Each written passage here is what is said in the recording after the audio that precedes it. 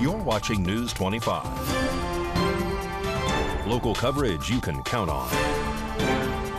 News 25 is brought to you by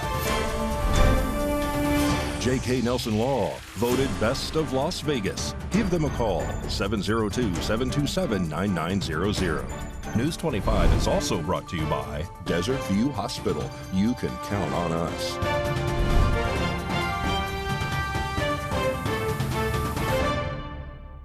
Good evening. Today is Wednesday, June 21st. I'm Missy Kohler, and this is News 25.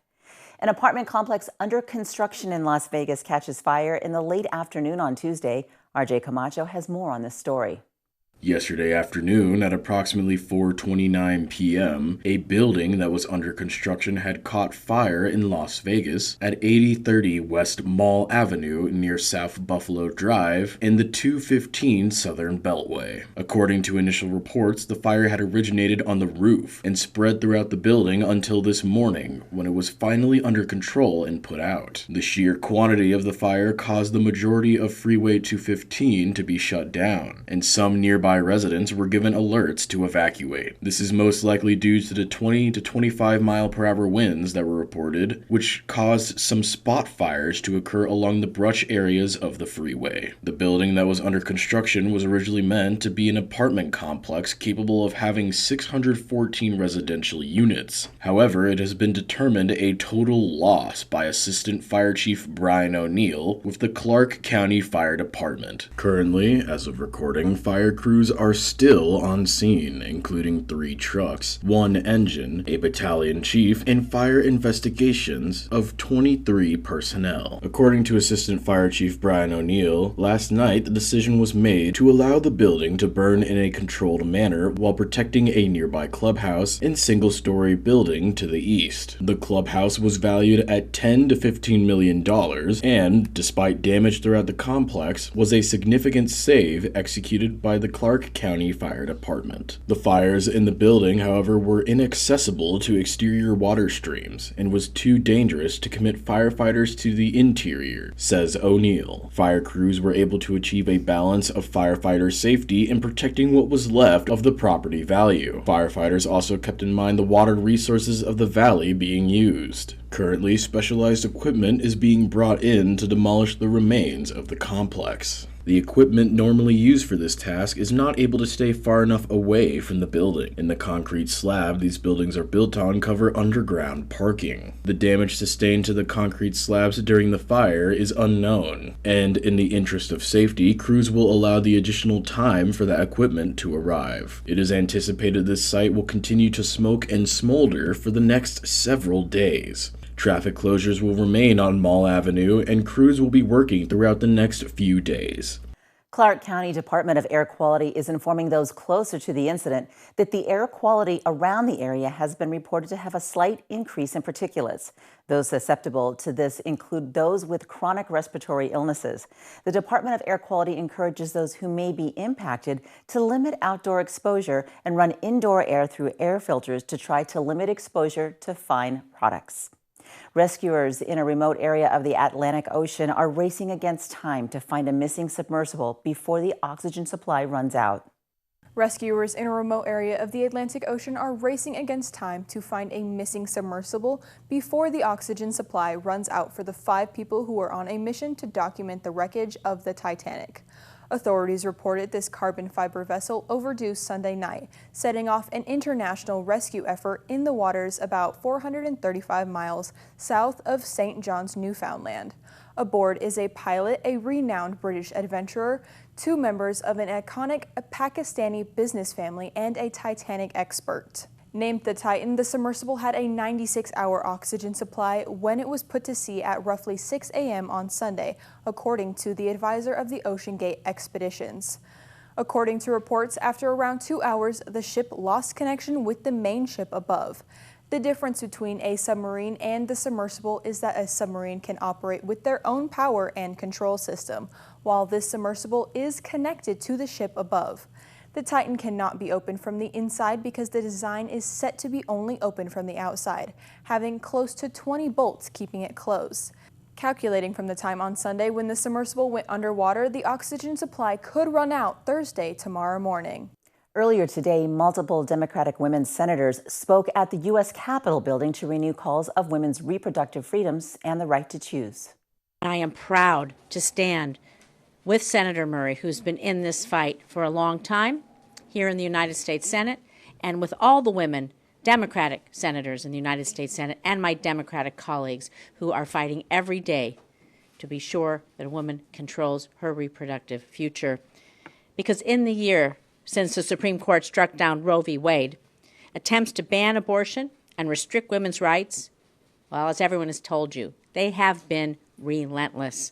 Earlier today, U.S. Senator Jackie Rosen joined fellow Democratic women senators in the U.S. Capitol to renew calls to protect access to abortion. This is in response to last year's overturning of Roe v. Wade by the Supreme Court, which allowed all states in the United States to decide whether or not if it was legal or illegal for a woman to have an abortion. In her remarks, Senator Rosen promised to strongly oppose any efforts by anti-choice Republicans to pass a national abortion ban. These actions have already had devastating consequences. And as you've already heard, we have all heard these gut-wrenching stories of little girls who were raped and couldn't get an abortion. We've heard stories of women who were miscarrying but couldn't access the care they needed right away because the doctors were afraid of being arrested by providing them basic health care. And even more, we've heard stories of doctors being sued or prosecuted simply for doing their jobs.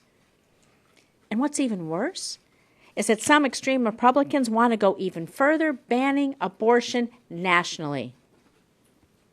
This would even ban abortion in pro-choice states like my state of Nevada. So let me be clear. We won't let them. We, all of us here, all of my Democratic colleagues, we won't let them. Nevadans sent me to the Senate to fight for women, to fight for our rights. And as long as I'm here and Senate Democrats remain in the majority, we won't let a restrictive abortion ban pass. So 1 year after the disastrous Dobbs decision, the fight to protect reproductive freedoms continues. I can tell you I will be there every step of the way, as well as all the women who stood behind me today and those who weren't able to be with us. When we come back, we're going to talk about the 4th of July and fireworks, so stay with us.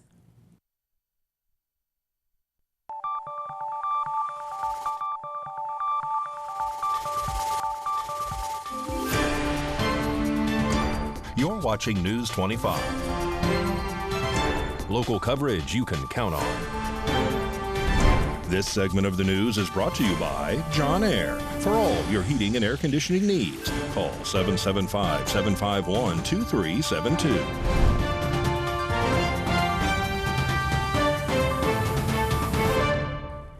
Welcome back. July 4th is just around the corner, and Zambelli is gearing up for another exciting Freedom Fest fireworks show at Petrick Park. News 25 caught up with John and Eddie O'Brien to tell us more. I'm John O'Brien. I'm with Zambelli Fireworks, and today I'm going to talk to you about the 51st Freedom Festival at Petrick Park. We want to make sure that everybody arrives early. The show starts promptly at 9 p.m. Zambelli Fireworks is providing the fireworks for the show, and we'd like to thank the town of Pahrump and Nye County for sponsoring this event again. And also we want to thank Rhonda Van Winkle and Vern Van Winkle for providing the music soundtrack for this year's festival. KPVM, K-Ace Radio will be doing the live simulcast, and please tune in. Okay, I want to make sure everybody leaves their fireworks at home because the fireworks that we provide are professional fireworks. We know where they're going to go. We know exactly when they're going to go off. And they're there for your enjoyment and also for your safety. Also, there are areas that you will not be able to park. They're called fallout zone. Please observe those people that are advising you not to park in those areas because we will have things coming down. That's part of what the fallout zone is designated for. Part of that area is also located on private property. We cannot tell you to leave that property. However, we advise you to leave that property because, again, we're going to have things coming down. It's part of the fireworks show. Also, all tents and any kind of canopies need to be taken down at 8 o'clock promptly in the park for your safety. Make sure everything's down. And we want you to go ahead, bring no glass or any beverage containers that are breakable. There will be plenty of garbage cans and things, and we advise you to go ahead and pick trash up at the end so that our park service, our town staff, doesn't have to spend the next day going ahead and cleaning up. It is a Freedom Festival. The theme of the festival is going to be music that has to do with your freedoms. And I'm going to let Eddie go ahead and describe those songs that we've picked for this year's festival. Actually, it's kind of interesting because I'm holding the disc in my hand right now.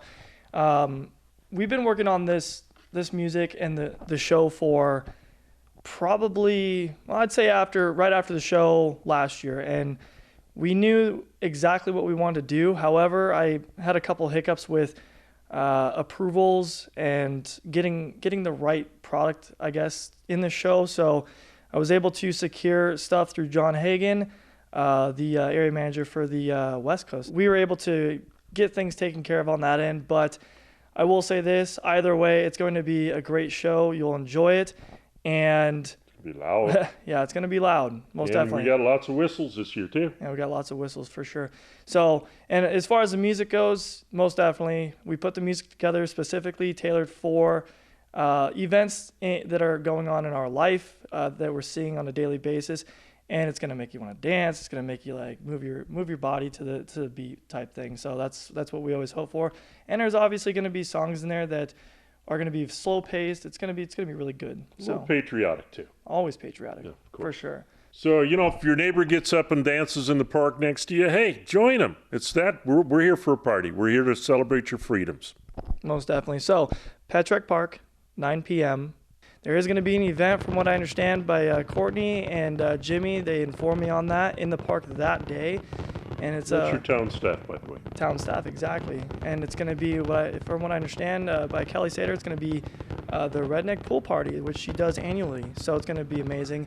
And I'm sure that they're going to be talking with her about that later on. So anyways, enjoy the show.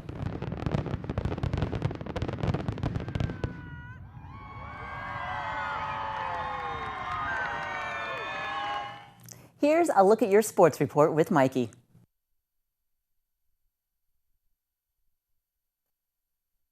Time now for your News 25 look at sports. The Las Vegas Aviators in Oklahoma City last night on the short end. They fell to the Dodgers 10-5. They're back at it right now. The game just got underway. Las Vegas Aces won in Phoenix today, crushing the Mercury 99-79. They play the Indiana Fever at home on Saturday from Michelob Ultra Arena. Pahrump Valley High School boys soccer conditioning begins July 11th. You can email Coach Roberts at croberts@niceschools.org with any questions. And the widely projected first overall 2023 NBA draft pick, Victor Wembanyama. He threw out the first ceremonial first pitch last night at Yankee Stadium. Just a little bit outside. At least he didn't Baba Booey it. And that's your look at sports on News 25. Coming up next, flip-flops are the subject of your health report. Stay with us.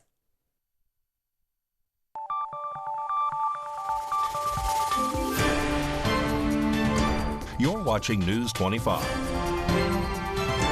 Local coverage you can count on. News 25 is brought to you by Mountain West Lawyer, Injury Attorneys, 727-9500. Welcome back to News 25. Warm summer days are perfect for flip-flops and sandals, but before you ditch your tennis shoes to go to the pool, make sure you're wearing something supportive on your feet to avoid injury. Finding the right summer shoe requires getting fitted. Make sure that you know exactly the right size that you wear. You want to make sure that the shoe is made of a great material that's supportive, that has an arch support, a nice heel counter that holds your foot in place. Podiatrist Joy Rowland with Cleveland Clinic says support is key when it comes to picking the right sandal or flip-flop. You shouldn't wear something overly cushioned, as that could cause you to easily lose your balance. You also want to avoid sandals and flip-flops that can bend and twist easily. Dr. Rowland stresses shoes like this can get caught on a raised curb or stone. Oftentimes we will see patients, they just trip and fall. Also, if patients are wearing shoes that don't have any support, they can easily sprain ankles, they can stub toes. Dr. Rowland also warns against wearing flip-flops and sandals that are too thin in case you step on a sharp rock or glass. Pat Lemming from Never Forgotten Animal Society is here to tell us about a cute, mellow dog named Callie. Today's Rescue a Pet segment is brought to you by Realty Executives in Action. Put the team at Realty Executives in action for you. Hi, this is Pat with Never Forgotten Animal Society at 3091 North David Street in the north part of Pahrump off of Bella Vista. I have the privilege of having with me today a little mini Australian Shepherd by the name of Callie. Callie is a 6-year-old tricolor. She is a very, very sweet girl.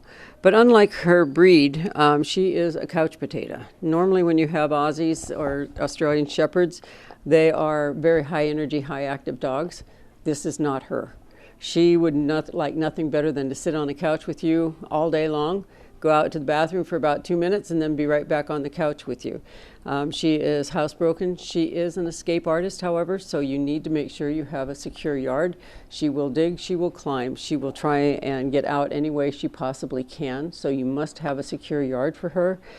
She is available here at Never Forgotten Animal Society at 3091 North David Street. You're welcome to come in and visit her anytime. We are open Monday through Saturday from 10 until 5 every day, and no appointments are necessary. You're welcome to come in and see any of our kids that we have available for adoption. Callie is one. Her adoption fee is $250. That includes her spay, microchip, all of her vaccinations, and her rabies certificate. So if you're in the area of North Pahrump, please feel free to stop by. Again, we're open Monday through Saturday from 10 until 5 every day. Please stop by and visit us and all of our kids. Thanks. News 25 WeatherCam is brought to you by Lerner and Rowe Injury Attorney's Office in Pahrump. In a wreck, need a check? Call 702-877-1500. Wasn't it a beautiful day today? In the Calvada Eye, the Lerner and Rowe WeatherCam showed us a pretty picture. The only thing missing are the wild horses that usually go over there to get some water to drink. Will it remain like this the rest of the week? John's up next to tell us.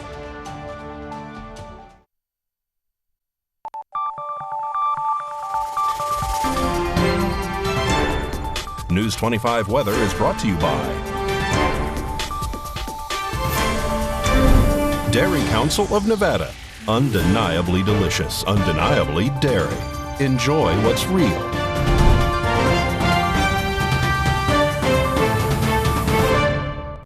Happy Wednesday, Nevada. It's John Kohler from the KPVM Channel 25 Weather Studios, all up and down the Ace Country Radio Network and worldwide on the local BTV app. That app you should have on your phone by now. Come on, 75 degrees out there in beautiful Fernley. Fallon saw 77.